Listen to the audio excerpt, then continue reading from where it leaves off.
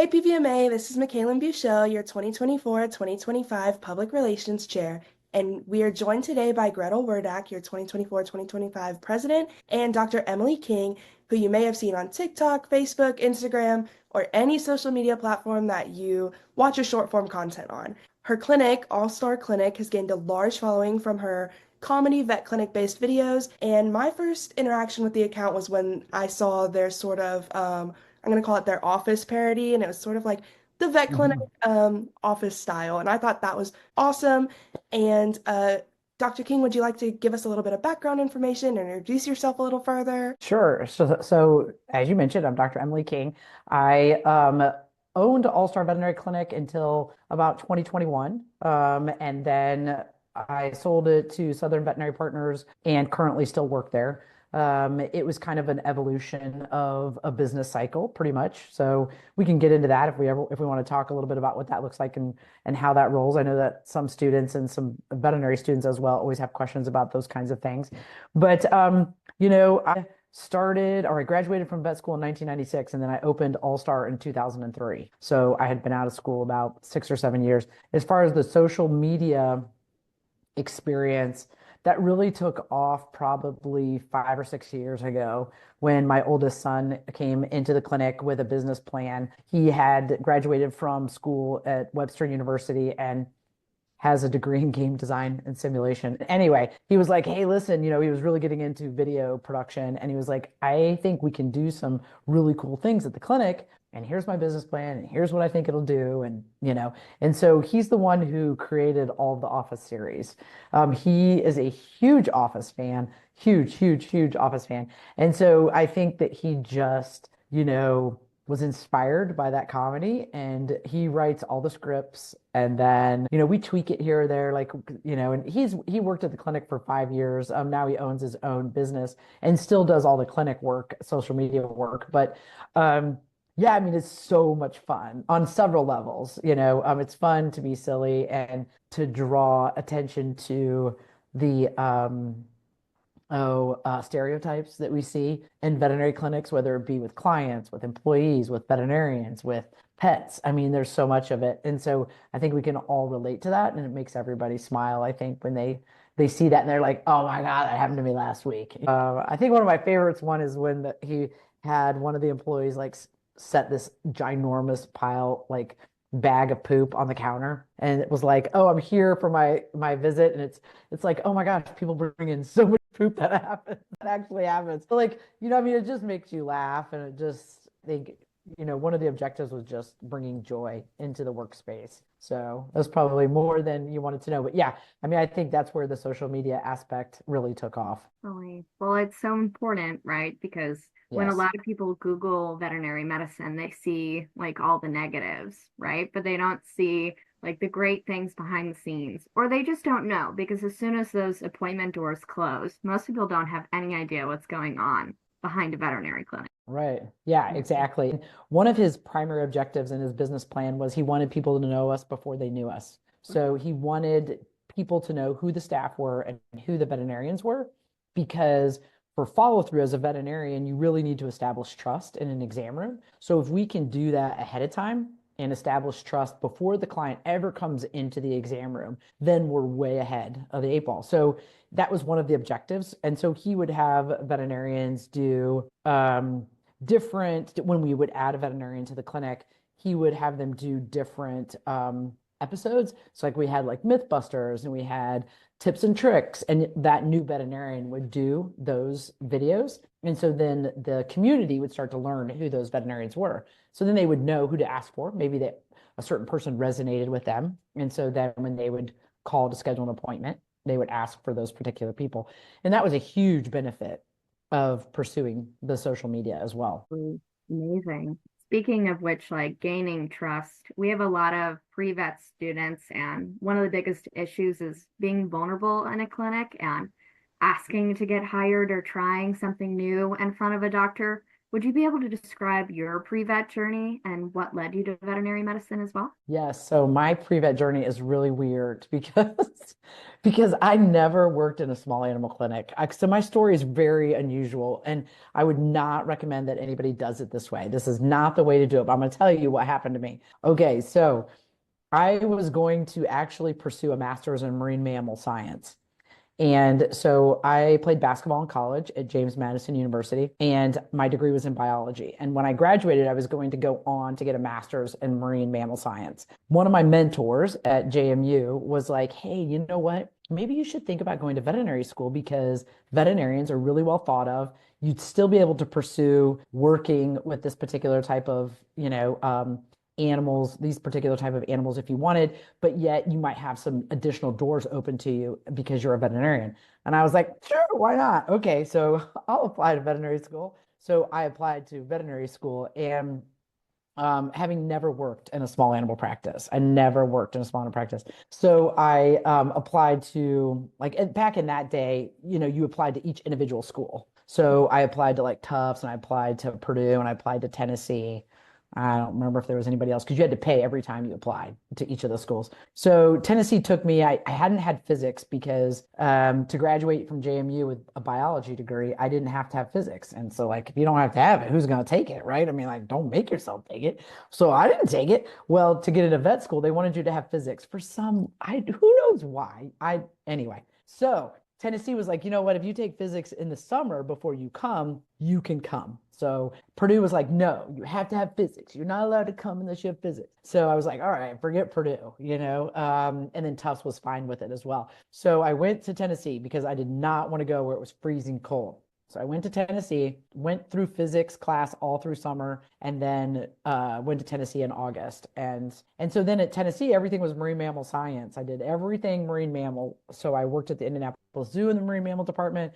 I went to San Antonio, Texas, and worked in their marine mammal department. And when my fourth year, I was in my externship in February of my fourth year, and I was in the penguin exhibit, and I distinctly remember going, you know what? I don't know if I can work in a zoo setting. Like, I don't know if there's enough problem solving. These animals cost so much money, which is fantastic, but the majority of the work is on the caretakers. And so the veterinarians, yes, they're there to solve problems, and yes, but it's a very weird dynamic between the two parties. And I was like, you know what? I don't know if I want to participate in all of that. I don't know if I want to be bored. I really like to work with my hands. I like to problem solve. So I was like, you know what? I'm going to go back home and see if I can do small animal medicine. So I went back home and I called a lady who needed some help. She was a small animal clinician, private, just a single person working. She's like, yes, I could use the extra help. So then I went to work for her and I was like, okay, I can do this. And then in May, I graduated and got a job with a small animal veterinarian who on my interview was like, you don't have any small animal experience. I was like, no, really, I don't. But I played basketball in college, and these guys, each of these people that interviewed me, for whatever reason, loved basketball. And so I'm pretty convinced that that's how I got into vet school, and that's how I got my first job. So it all works out in the end. Just can't stress about it. But yeah, my pre-vet journey was very interesting because I was so focused on a different aspect of care of veterinary medicine that it's very non-traditional to what you guys now try and do, throughout your undergraduate degrees. So you'd be hard pressed to find anybody in school now that did not spend time in a small animal hospital or large, going on, house calls, some aspect of veterinary care. So yeah, there you go. That's it, wrapped up in a nutshell. It's crazy. I know. It's very bananas. I know that is so crazy because one of the biggest things that, I always got feedback and I always heard is diversity, diversity, diversity of hours of Mhm. experiences, etc. So to think about somebody not working in a small animal clinic and then going into small animal medicine is very bizarre. I did not know. Very bizarre. And then to own a small animal clinic, Yeah. like this is who knows, I think you really, my point in that entire message really is just be open to being led, don't put so much resistance up that you can't end up where you're supposed to end up.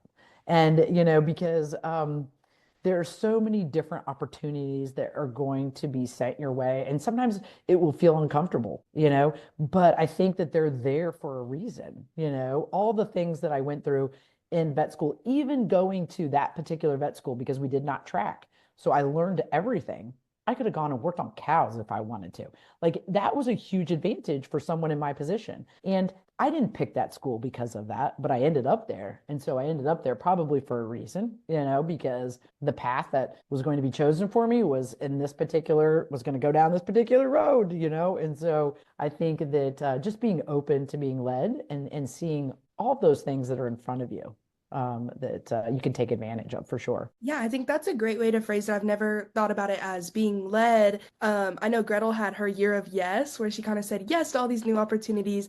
And I Yeah. always, we all phrase this same concept in very different ways. Gretel had her year of yes and saying yes to opportunities. You phrase it as being led, and I phrase it as being open-minded and kind of tying those two things together. An opportunity might present itself, or maybe you create that opportunity by reaching out to somebody Mhm. and just really never limiting yourself to anything, especially in the veterinary community. Absolutely. My next question, I know that you use social media to educate pet owners, pre-vet people, veterinary students, anybody that watches your content, even if they don't own a pet and they've never had experience with it. I think you can walk away from your videos laughing, but also learning something. So, Mhm. do you have any advice on how a pre-vet student or veterinary student might be able to really focus on client education if they don't have that social media platform? Yeah, I mean, I think that you mean from the standpoint of like social media, them getting on social media or not using social media and trying to educate clients. Either one. We can talk about both of them. I mean, I think that the first thing with social media is, my opinion is that you just have to be very authentic. Don't try to be something that you're not because you really are only going to be able to fake it for so long, and that gets exhausting and tiring and, no longer becomes fun. And I think that's what burns people out. Um, the goal with social media should always be to establish an identity in your community because you may or may not reach a level that we've reached, but that's not a reason to not do it. So you should do it because your community deserves to hear your voice and you have a voice worth hearing. So your community wants to hear from you. You're a trusted voice in the community. So you should be putting out information that is helpful to your community. And you should do it in an authentic way. I think that people only like to be educated so much. So you only want to be, educating from the perspective of, like you do this, you do this, that only, people only like being preached to for so long. So you do need to add in humor or, different, concepts to make it more fun for the audience so they stay engaged and they keep watching. But I think that each person, when they decide to start something like social media, then you have a unique niche, because you might be the new graduate, that just has joined a practice. What does that feel like? What is it? What are the things that you're tasked with each day? What are your challenges? People want to know about that and want to learn about that.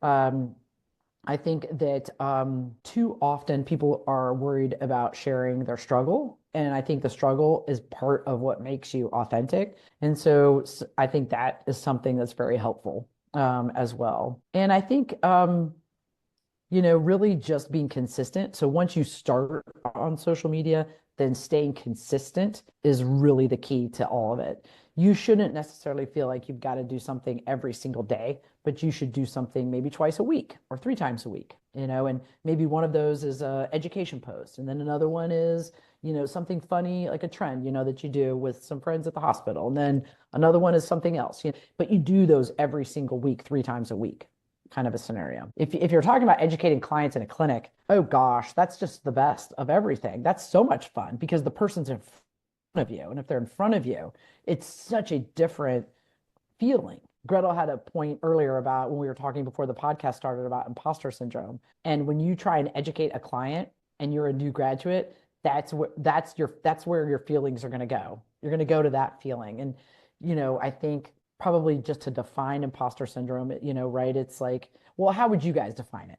Imposter syndrome. Let Feeling Gretel that define would that be since she was Yeah, sure. I hear a lot from students. I would say, even though you've been in a successful place, you still feel like you're not worthy. Like somehow you fooled Yes. everyone into you Yes. being successful. Yes. Even though your credentials would state otherwise, Yes. right? That's a big part of it is, your credentials, you have a DVM degree. Therefore, you are qualified.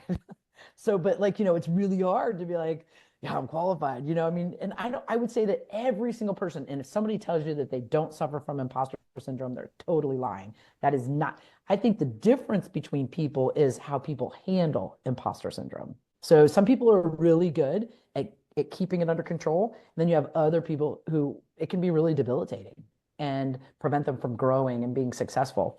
So I think the difference really lies in how people handle imposter syndrome. Not that your classmate doesn't have it, because that is not true. Everyone in your classes, everybody in the classes above you, and even your bosses will have imposter syndrome.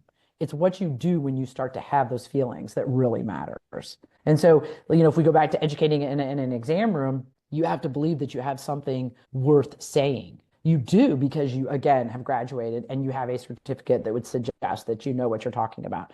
Are you going to say it wonderfully the first several times? No. But you know what? Who cares? It doesn't really matter.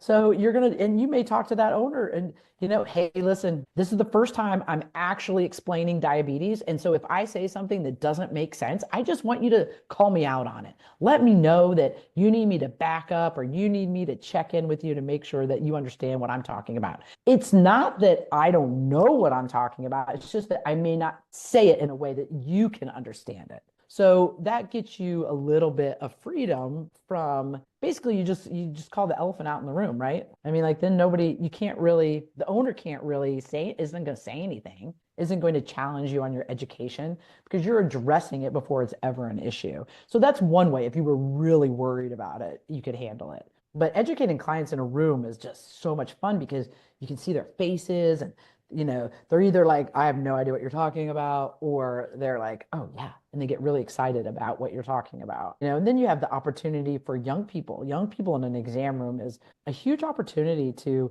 grow our profession and establish value with our profession when you have young people in an exam room with their parents.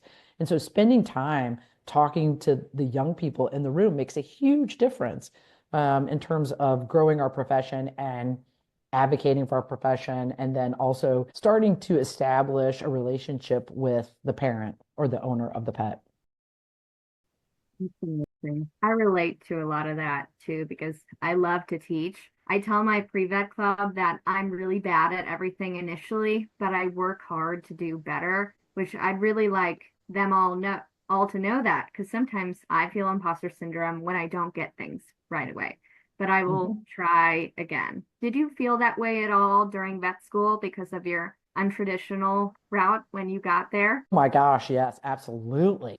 I remember the first day in anatomy, or I don't know what day it was in anatomy. It had to been the first week. I didn't know anybody in the classroom, right? That's how early it was on. And our anatomy professor was talking about ruminants. I had no idea what a ruminant was. None. I literally looked to my who became my best friend. I was like, what is ruminant? And she was like, you gotta effing be kidding me. And I was like, no, I really don't know. And so like that was intimidating, but I also knew I wasn't going to be the limiting factor to my success.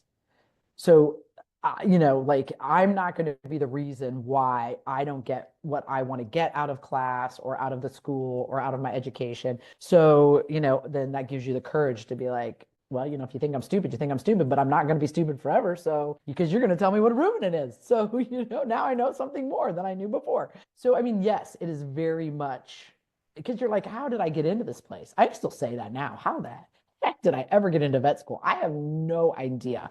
And so, it's just one of those things where you just have to keep telling yourself, I'm here for a reason. I'm here for a reason. I'm in this place at this time for a reason. I have value. I have worth. I have something to add to the conversation. I have something to add to the experience.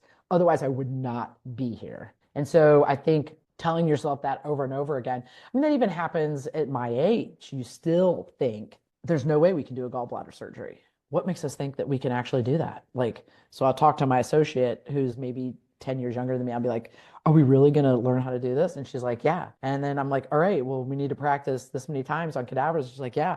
And I'm like, even after that, you think we can do it? Like, you still question yourself. So it's never, and that's what I tell my associates is if you're expecting to ever feel like you don't feel this way, like just don't ever think that. That's just not the case.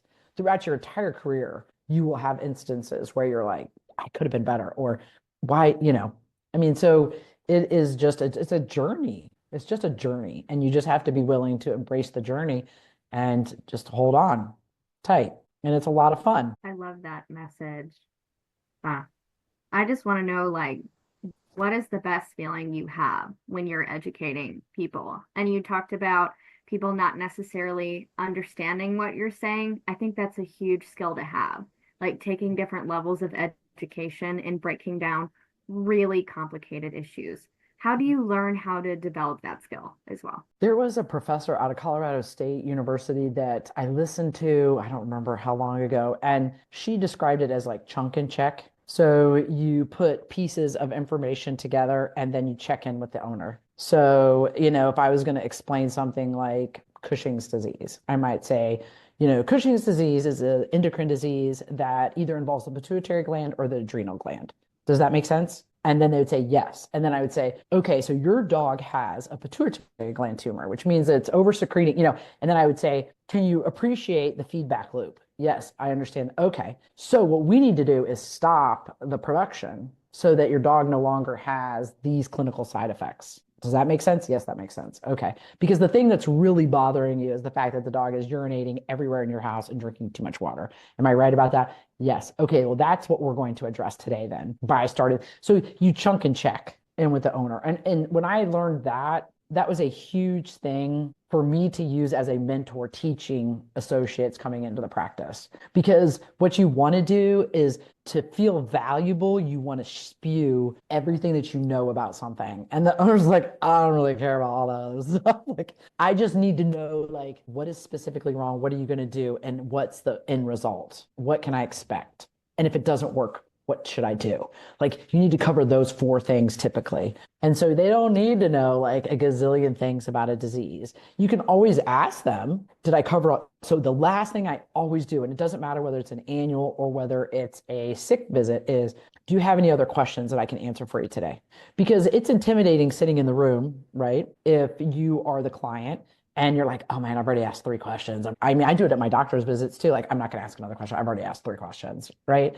And so that person offering to be like, here's my time. What didn't you understand? Or what other questions do you have that I can answer for you today? So, and then they'll say, oh no, I've got it. I understand. Or can you give me a handout? Blah, blah, blah, blah. Can you write all that down? Yes.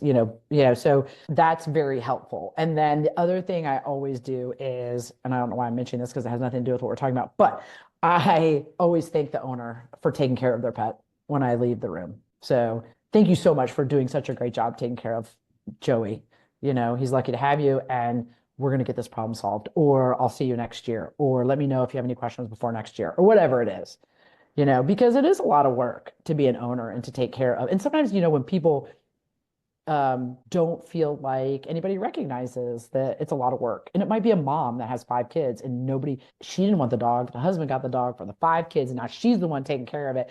And so, you know what? Like, here's some appreciation. Mom, you're doing awesome. And your kids really do love that you have this dog, even though it's driving you crazy, you know?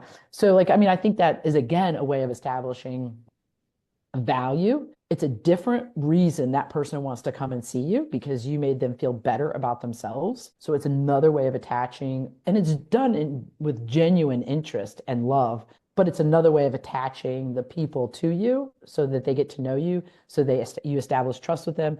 Because in the end, what you need to do is get them to follow through on your recommendations. Otherwise, you can't keep that pet around as long as possible for them so that they can experience that human-animal bond for as long as possible. I think that that's a really great way to phrase the whole client education. I feel like it's become a buzzword at this point in my brain where it's like client education, client education, client education. And I've been in the realm of, I'll call it teaching others. I've tutored, I've been an anatomy teaching assistant, like all of these different things where I have to constantly teach other people. And Mhm. I feel like I've developed that skill a lot. But when it comes to the veterinary field and I hear client education, and even though it's one of my main passions, it still feels like a very clouded kind of buzzword sort of term, and that I really have to think about, break it down, and then kind of come up with different strategies Mhm. for once I enter the real world, if I'll call it that. And Yes, absolutely. yeah, and so going back to kind of the social media aspects of your career, how has your social media following and just the growth of your accounts and everything impacted your clinic or you still work there. So how has that impacted your clinic in terms of client engagement, but also day-to-day operations? Like, do you have people coming in and saying like, "Oh, Dr. King, I love your videos. Like, I drove 2 hours to come see you." Like, what does that kind of stuff look like? We don't have anybody driving that far to see us, but we have people always saying that, like, "Oh, I wish I lived closer. We would come and see you guys."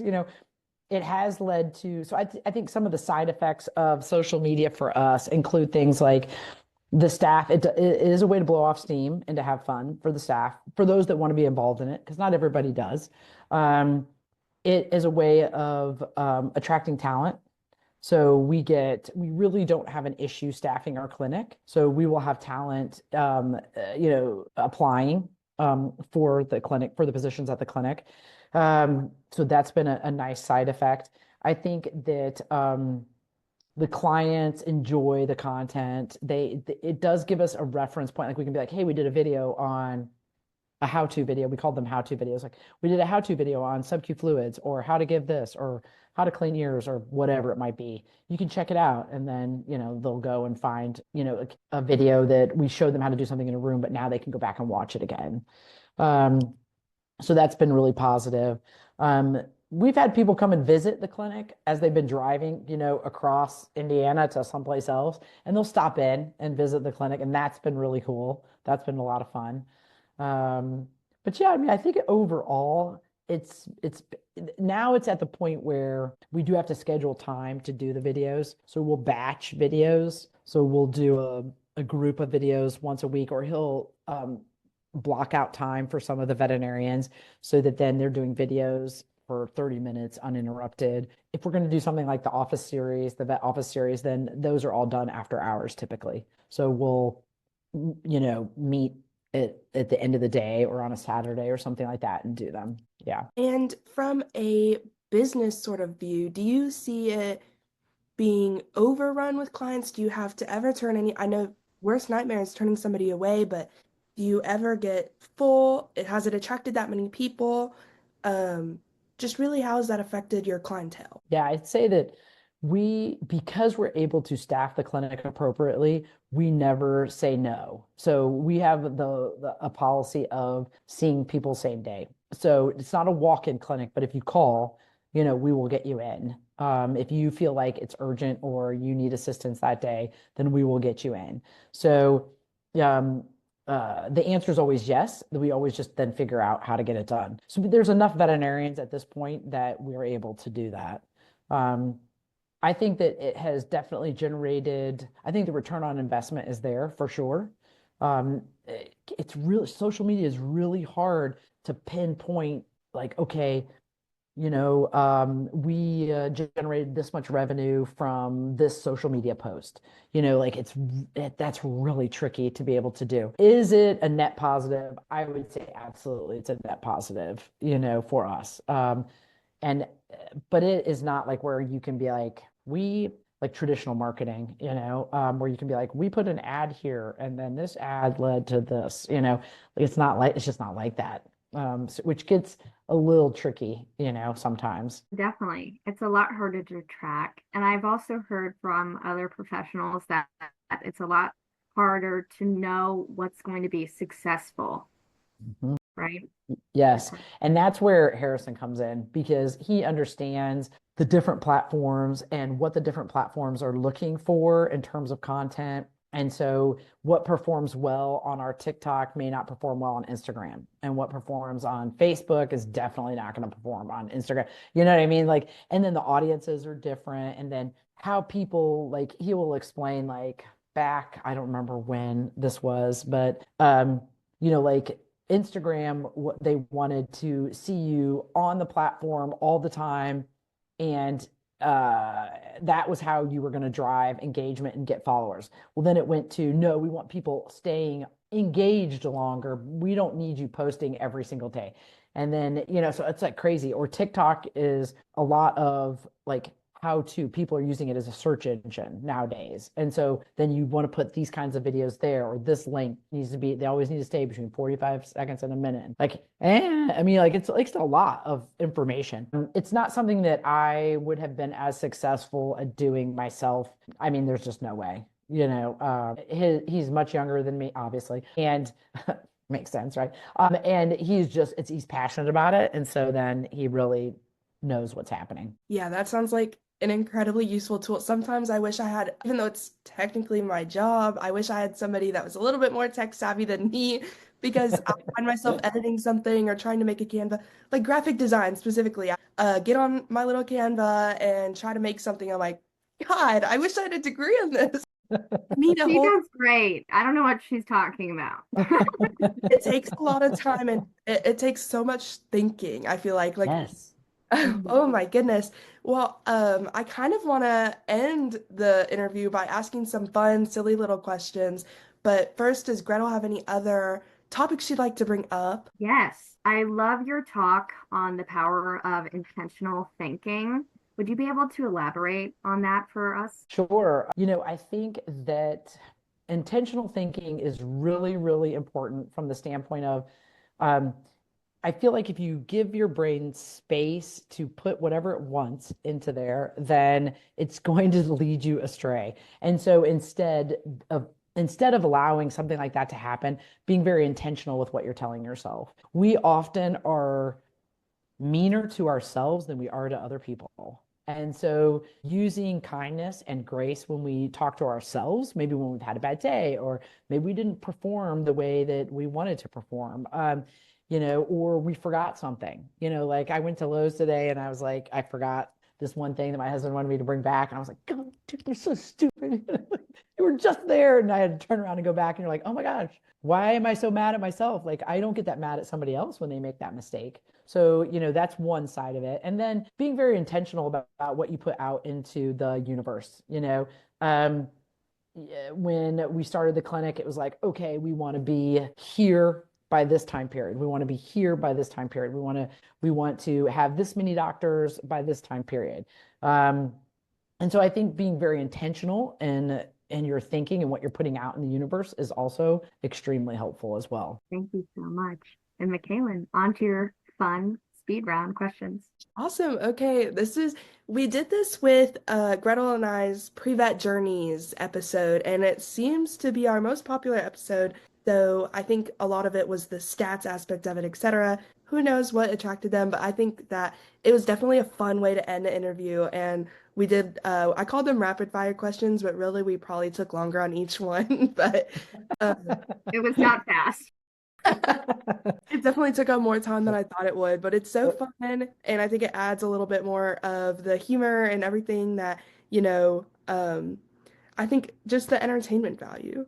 So Yeah. I guess I've got the questions here. I didn't tell Gretel about this beforehand because I just thought of it halfway through the interview and typed them out. So surprise. Surprise. I'll start easy. Okay, I'm ready.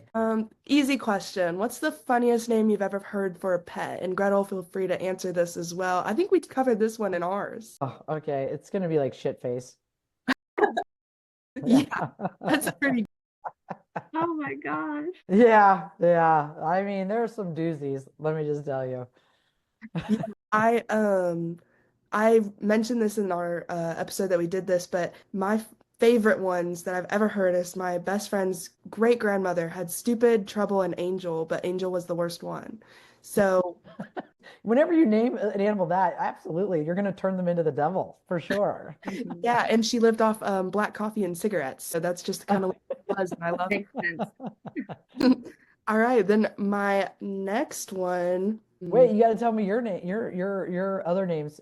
Gretel, what did you have? What Oh, did you you're pick? right. Let's see. I've met a lot of like Princess Kitty, Dingbat was funny. And then every animal I've ever met named Lucky has died a horrible death. So I won't name any animal Lucky. Nope. You should Yeah, never name anything Addison either because it'll end up with Addison's disease. you're Don't ever do that. right. Yeah.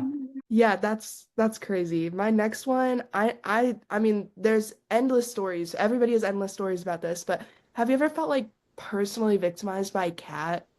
What was that? Absolutely. There are so many cats that like hold you hostage. They totally control the room, the appointment, everything. I mean, even the nice ones, they're totally in control, you know? I mean, you know that they can change it in a heartbeat.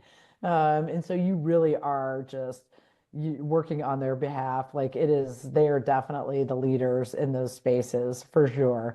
Yeah, I mean, cats are, yeah, there's so many, yeah, examples I can think of. That's for sure. I know one that always has stuck with me is I was 14 and I got sent to I was volunteering at my local vet clinic and I had never grown up with cats. My dad's allergic. I have 5 dogs. They would kill it. So I went into the room to weigh this cat. I brought it I literally just like went to touch the whatever mechanism they had on the pet carrier and I opened it and I've never seen a cat tornado around the walls of the ceiling in there because I was like, whoa, what do I do?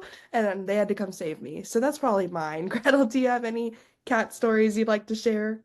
Do actually, I was just at the vet with my cat, and she's my new one. She can literally slide out of her skin. She does not behave. She's so sweet though.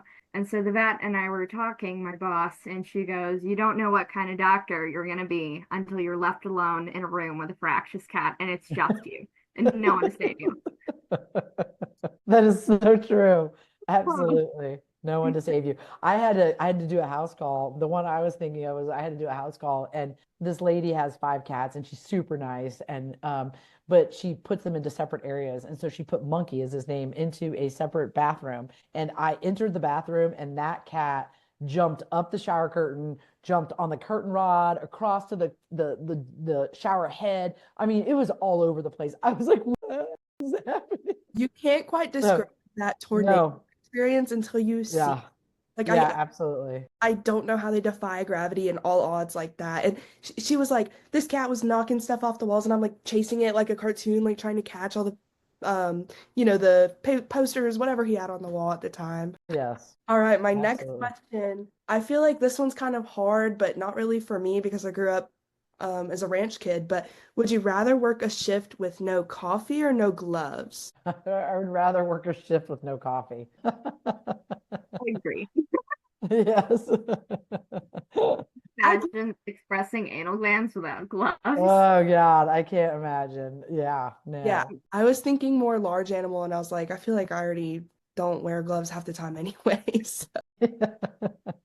Okay, if veterinarians had a hype song before walking into a room, especially with, that fractious cat sort of scenario, what would yours be? Hmm.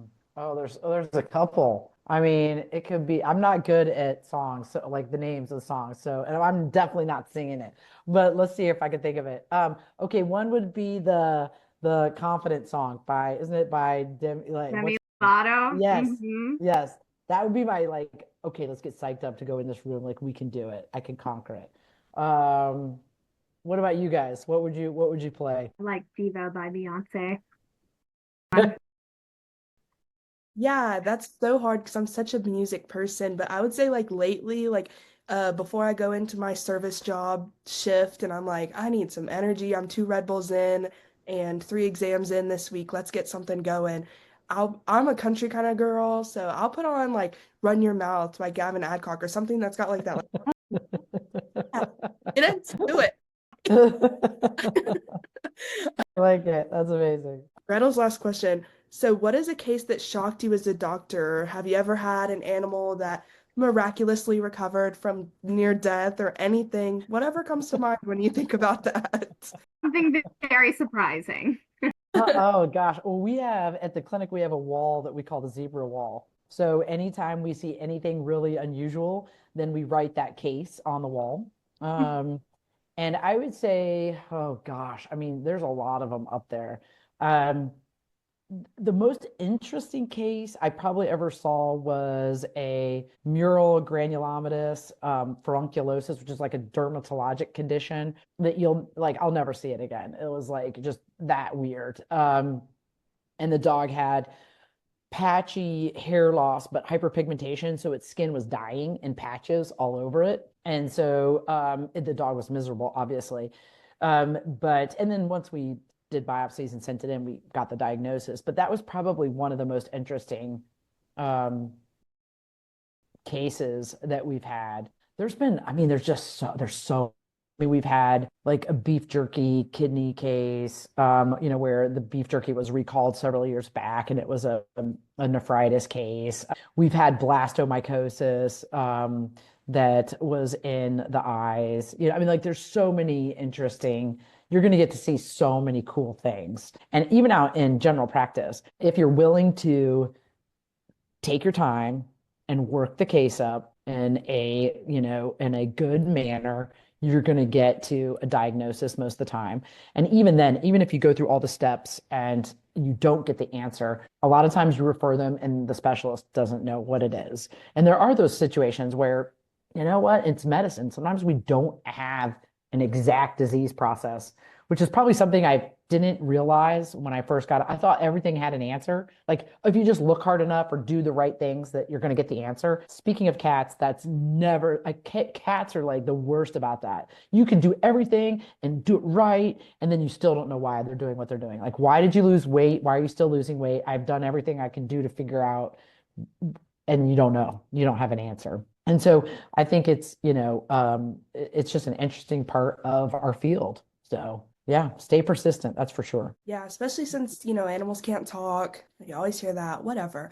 I think I've been super spoiled because I work in pathobiology, necropsy, like I'm on the floor doing this stuff. And Yeah. yeah, I mean, I got to enucleate a lion, stuff like that. But I think the craziest like disease or case, I cannot remember the name of it, don't ask me, but there was two like massive, like maybe bowling ball sized cysts on either like kidney or something in this horse, and I'll never forget that. Or there was a horse where the last like third of their small intestine, if it's normally supposed to be about that big, it was maybe that big. Like it was so constant, like it was as bad. But Wow. I don't know if Gretel has any she'd like to share. One that puzzled the entire hospital. So I worked for like a horse sanctuary and theurgenology, like equine. And so we got this horse from an owner, and she turned out to be pregnant, but she had squamous cell carcinoma on her vulva and internally, like this large. And I was like, how is she gonna have a full, like I Yeah. mean, it was necrotic, it was disgusting. Oh, yeah. And she had the full, perfectly fine. The full nursed on her, smelled horrible, but the Yeah. full lived. And it That's was one of crazy. those things. It's like, how can your body be pretty much dying? But then this little miracle becomes born. And how did you even make it out of there? Amazing. Right. Yeah, Yeah. that is amazing. That's a really cool story. Yeah. It was so cool. But thank you again for your time. I absolutely loved it. Okay, well, thank you for having me. I really appreciate it. It's great that you guys are doing this. I think you're going to reach a lot of students by putting this information out. So keep after it. It's fantastic.